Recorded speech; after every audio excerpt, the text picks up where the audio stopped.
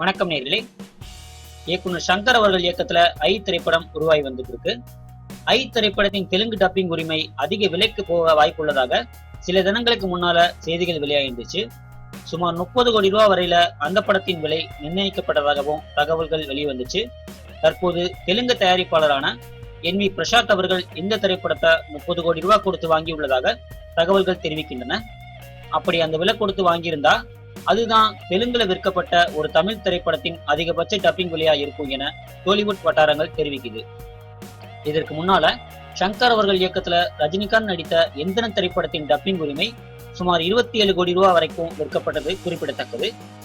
மீண்டும் சங்கர் இயக்கத்திலேயே உருவாகியுள்ள படமான ஐ படம் அந்த சாதனையை முறியடித்து 30 கோடி ரூபாய் வரை விற்கப்பட்டுள்ளதாக சொல்றாங்க.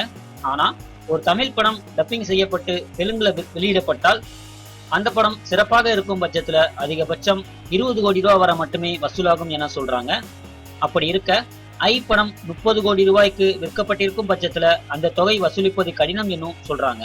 ஆனா சங்கர் படம் என்பதால எதுவும் நடக்க வாய்ப்புள்ளது. அப்படி அந்த தொகையை ஐ படம் வசூலித்து கொடுத்து விட்டா அது மிகப்பெரிய வசூல் சாதனையா அமைஞ்சிரும் அப்படின்னு சொல்றாங்க. சரி நேயர்களே, மீண்டும் ஒரு சினிமா செய்தியோடு உங்களை சந்திக்கிறேன். நன்றி, வணக்கம்.